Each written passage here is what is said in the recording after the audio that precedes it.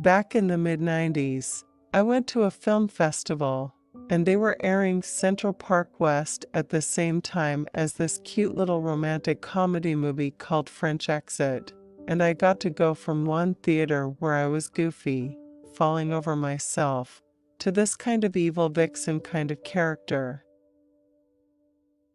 The most common thing over the years is, what's it like to work with David Lynch?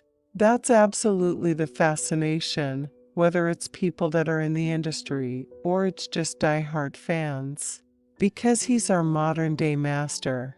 We're lucky enough to be alive at the time that an absolute master and genius is working. My first introduction to television, and really just the business in general, was working with David Lynch, with his incredibly open, creative mind that was not following any rules. I didn't know it, because I hadn't been in the business. It's amazing that we have lead females on television and a couple of them over 40. Thank you very much.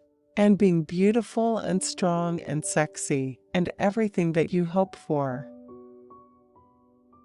I have a good relationship with Lifetime. I have played a lot of roles in my career where I'm the sexual interest. I'm always having to fight that.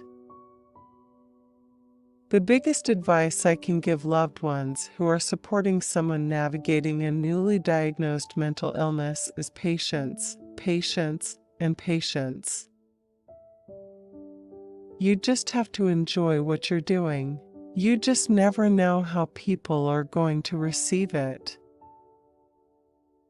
Everybody loves vampire stories, and if there's one show in particular that's done really well, it just opens the door and the opportunity for more of those kind of stories to get through. I do love that witches haven't really been explored that much. Usually, witches are the little side character, a bad female character that comes in and leaves. I really loved Witches of Eastwick, the movie with Michelle Pfeiffer and Jack Nicholson and Cher. Most executives are male, so it's always sort of their vision of stuff. I'm constantly fighting against that even when I play the wife or the girlfriend or the best friend. I always try my hardest to bring as much layering in and not make things stereotypical, but it's hard. My first introduction to television, and really just the business in general, was working with David Lynch, with his incredibly open, creative mind that was not following any rules. I think the amazing thing about Twin Peaks was that it completely changed television from that point forward. I really like supernatural stories, but, to me, Witches of East End is really grounded. It's not just going for the magic tricks and keeping it superficial and action-y. I know Vikings isn't really based in magic, but it goes back to old world spirituality and different religions, and a lot of voodoo. I knew David Lynch going to television was going to be something. It was either going to not work, nobody was going to get it and it would disappear, or it was going to be something special and really stand out. I worry that when educational counselors and teachers call in families with concerns about a child having a learning disability, we aren't always looking at the complete picture. In the same way that our school system feels strongly about requiring vaccinations and annual physicals, I feel strongly that it is essential to add a mental health component to that annual physical. It is possible and very common to overcome and manage a mental illness. When I first got to LA, I thought every person in a limo was a star. I thought Beverly Hills was a gated community. I always drove around Beverly Hills because I thought that there's a guard that was going to stop me. I wanted to be ballerina, be in a band, then in drama. I've paid my dues. It wasn't overnight success. I went to tons of casting calls and auditions, but I've got to give luck some credit. It's great to have female characters that have depth that you can explore instead of being the decoration or the girlfriend or the wife.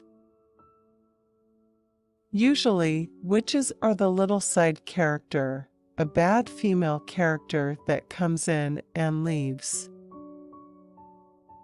For the most part, it's a very male-dominated business.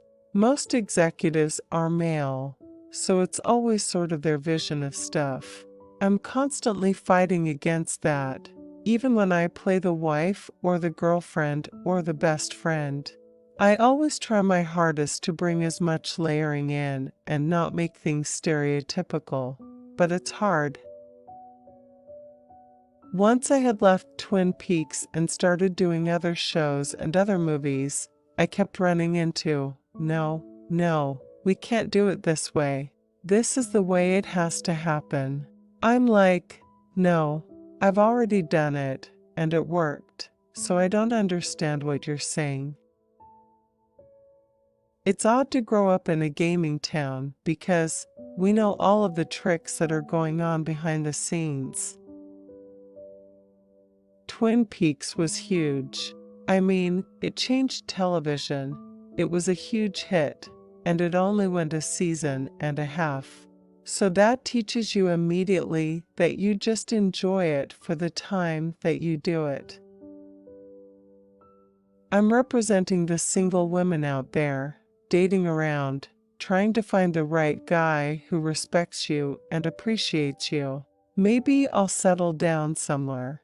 Gotta keep looking. People just don't sit down and watch shows live anymore. They DVR it. They stream it. They watch it on Netflix or iTunes.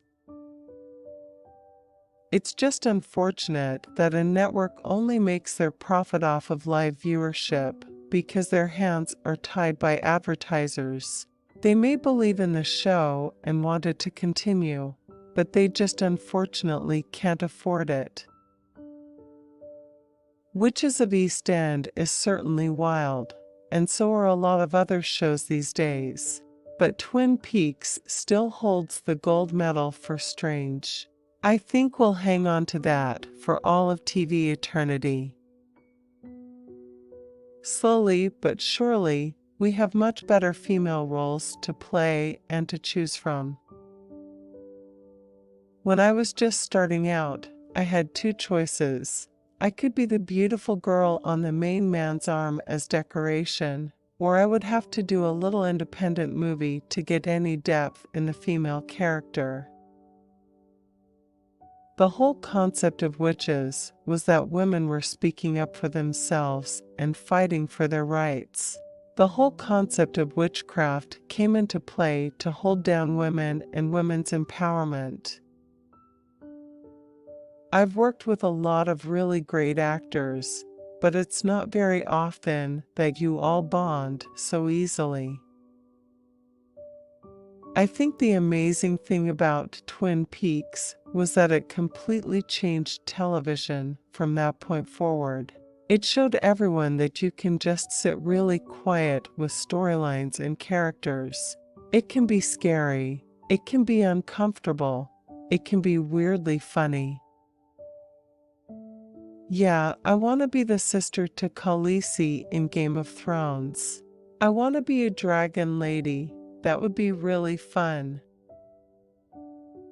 It's not very often that you get to come up with ideas and bring your take on the character and then actually have writers, producers, and directors pay attention to it. I am lucky enough to be married to a personal trainer. He's able to whip me into shape pretty quickly. I am so lucky that throughout my career, I've been able to play such different characters. That was the beauty of Twin Peaks. The young people had just as deep of storylines as the older generation in town. I didn't follow big box office ideas. That eventually led me to witches. It's led me to find interesting roles. Twin Peaks was incredibly slow, methodic, taking shots that were uncomfortably long, with a lot of scenes where there was barely any dialogue. Riverdale has a much faster pace. We don't have to look back at Da Vinci's work and Albert Einstein's work and Mozart's work. We're actually living in the time period that David Lynch is creating his art. We're so lucky.